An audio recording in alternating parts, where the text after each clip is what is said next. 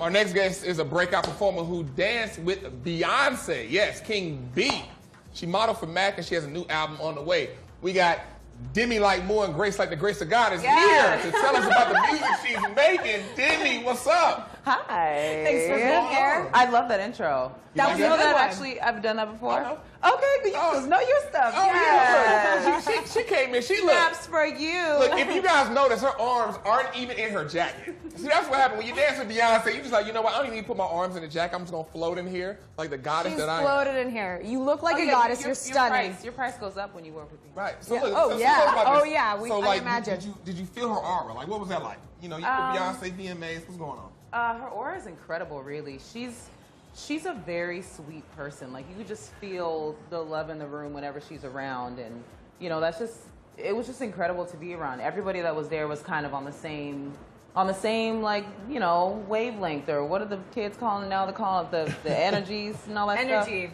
Oh yeah, you can just everybody just has the same energy wave. in the room. I was riding the same wave. Yeah, riding the same wave, you know, on the same vibration. That's what I was looking for. Same the vibes. same Good vibes. vibration, you Yeah. know. Oh, So wow. Okay. she's really, really sweet. That's And that's I everything personally got. want to know, how involved is she in the dance routines? Oh, she's very involved. Yeah. Okay. I very got Love that. hearing that. I mean, it definitely takes a village, but she's very involved. She's very hands-on. She's very focused, and that was just incredibly inspiring to see. You know. I like the way you worked in the African proverb, it takes a village to raise a child, because you are of Nigerian heritage, but you're born in London, moved to Cali, then Atlanta, now you're here in New York. So tell us about that journey. Journey Like, of being yeah. everywhere. Like, yeah. Well, I know it's exhausting. Yeah, it is. Like, It's one of those, do you have time? You know what I mean? Like conversations when I talk about where I'm from. So being Nigerian, there are Nigerian communities in almost every single part of the world. Nigerians are everywhere. You know, yeah. You know, They're we're kinda, everywhere. They're in my email. They're everywhere. Nice. So, but no, you 5 years, you jumped to Cali from London. Yeah, so I left London when I was 5. We went straight to California, Sacramento. We stayed with some family for a little bit. I had a very thick British accent. I also had a very high-pitched voice, which you can imagine being, you know, younger in school and everything. The kids used to tease me for my But little accent. now you're a I sounded singer. like this. I know, but I just sounded, and it was like a squeaky. I know my voice is like very, very, you know, robust now. But before it was very This sweet. is before So- puberty. It changes, yeah. So tell us about your music and your new album. Okay, so the album is not out yet. But you have 2 singles. I do have 2 singles out. One is called Afraid. One is called For the Girls. They're they're on different.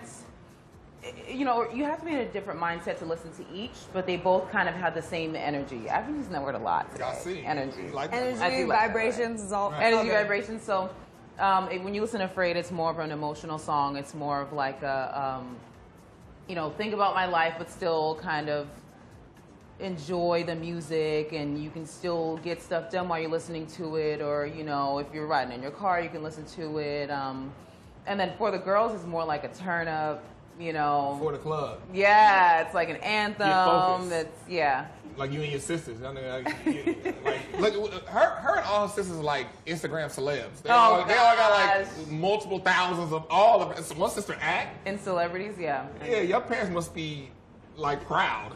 Yeah, I would hope so. Right. But we've had to talk. I don't want them to be like, look. Right. What's your music? What's the feel of your music? Was it like pop? Is it R&B? Is it dance? Is it techno? EDM? Country? I mean, I personally don't like to put my music in a box, but I would say pop. I fuse pop with almost everything, ranging from you know, EDM to dance hall to Afrobeat. I really like to play with my music a lot, so I would say pop as a basis, and then I just fuse it with a bunch of other styles. Okay, before we leave, You're a woman of many talents. Yeah. You're also a model, of course, obviously. Right. And you have the most beautiful lips. I can't stop staring at them. I'm totally like a creeper. Okay. But your Creeper. your lips might are ask you the for your number soon. your lips are the face or lips of Sephora's Makeup Forever campaign. Am I correct? Yes. Yes. Okay. So tell us about that job and some of the cool other modeling jobs you've done in the past. Okay.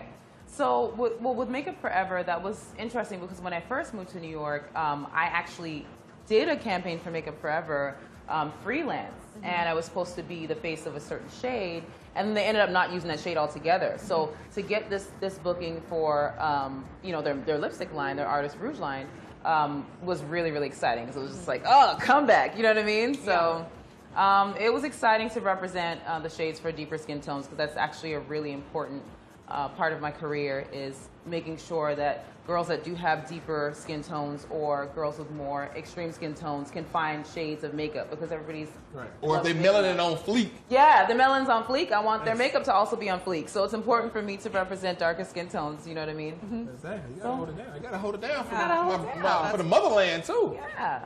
Being left out. Demi, thanks for coming. Thank you so Thank much you. for coming by. Yes. So thanks for coming by.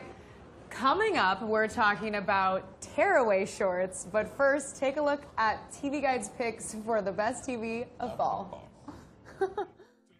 End of last season, huge cliffhanger, 11 folks on the show lined up. The new villain Negan came on, pulled out a baseball bat, which he calls Lucille, that's wrapped with barbed wire. This is just like The Bachelorette, by the way. Sounds like pulls it. out a baseball bat with barbed wire and says, I'm going to kill one of you guys. And we know somebody dies, but we don't know who. And when they pick up in season 7, somebody's going to be dead.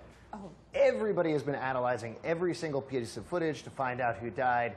One of the actors on the show, Michael Cudlitz, was doing an interview for the Blu-ray release, and he said, I'm really looking forward to the new season. We haven't really seen a world with Abraham, that's his character, and Negan together, because in the comic books, his character died before he came on with Negan. So I'm excited to see that. I've loved reading the scripts. Everybody looked at that and said, you just blew it, dude. You don't